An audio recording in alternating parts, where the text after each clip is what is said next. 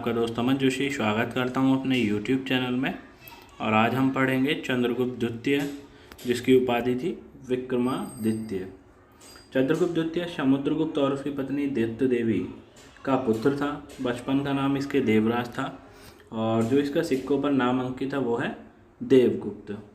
अंतिम विक्रमादित्य थे हेमू और सबसे प्रसिद्ध विक्रमादित्य थे चंद्रगुप्त द्वितीय। दोस्तों याद रखें हमेशा कि इतिहास में अब तक 14 विक्रमादित्य की उपाधियाँ हुई हैं। मतलब विक्रमादित्य की उपाधि धारण करने वाले 14 शासक हुए हैं। उन 14 में से जो अंतिम था या 14वां था तो वो था हेमू, और सबसे प्रसिद्ध या द्वितीय विक्रमादित्य जो था तो वो था चंद्रगुप्त द्वितीय। अब उसके बात करें, चंद्रगुप्त द्वितीय के शासनकाल में गुप्त साम्राज्य अपने उत्कर्ष पर पहुंचा था। ध्यान रखें कि गुप्त साम्राज्य का जो उत्कर्ष हुआ था तो वो किसके शासनकाल में हुआ था? चंद्रगुप्त द्वितीय के। चंद्रगुप्त द्वितीय के शासनकाल में गुप्त साम्राज्य अपने उत्कर्ष पर पहुंचा, अर्थात गुप्त साम्राज्य में चंद्रगुप्त द्वितीय का शासनकाल स्वर्णिम काल कहलाता है। ध्यान रखें कि गुप्त साम्राज्य में स्वर्णिम काल किस शासक का शासनकाल कहलाता है? तो वो है चंद्रगुप्त द्वितीय।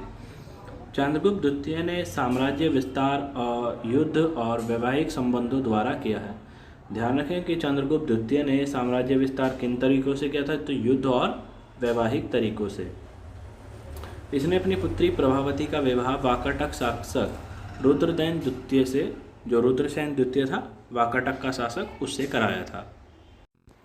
नेक्स्ट है, चंद्रगुप्त द्वितीय ने वाकाटक शासकों की सहायता से शकों को पराजित किया, अर्थात अंत किया था।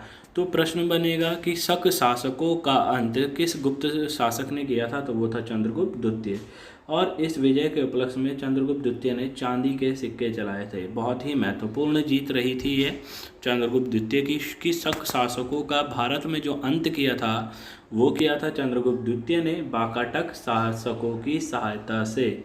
इस विजय के बाद चंद्रगुप्त द्वितीय को शाकाहारी कहा गया। ध्यान रखें कि चंद्रगुप्त द्वितीय को किस विजय के बाद? तो शकों का अंत करने के बाद चंद्रगुप्त द्वितीय को शाकाहारी कहा गया था। ठीक, और विक्रमादित्य की उपाधि धारण की थी। चंद्रगुप्त द्वितीय वैष्णव था, उसने परम भागवत की उपाधि भी धारण की थी।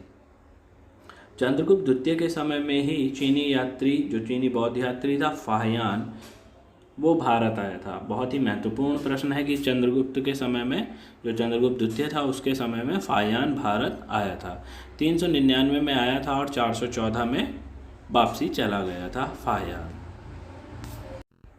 चंद्रगुप्त द्वितीय के दरबार में 9 रत्न थे जैसे अकबर के। तो चंद्रगुप्त द्वितीय के दरबार में देखिएगा कौन कौन थे? कालिदास, जो कि एक राइटर थे, अमर सिंह, जिन्होंने शब्दकोश की रचना की, शंकु, जिसने वास्तुकला, उसके बाद है धन्वंतरी, जिसने आयुर्वेद की रचना की थी। ध्यान रखें धन्वंतरी ने आयुर्वेद की रचना की थी। शपणक, जो ज्योतिष से संबंधित थे। बेताल भट्ट जादूगर थे। बररुचि संस्कृत व्याकरण के विद्वान थे। करपर या हरिसेन जो थे इनके कवि थे। और बरामिहिर खगोल वैज्ञानिक थे। इन्होंने व्रत संहिता पुस्तक भी लिखी है। चंद्रगुप्त द्वितीय की राजधानी थी पाटलिपुत्र, जबकि दूसरी राजधानी थी उज्जैन। बहुत ही महत्वपूर्ण है कि चंद्रगुप्त द्वितीय की राजधानी क्या थी? पाटलिपुत्र, और दूसरी राजधानी थी उज्जैन।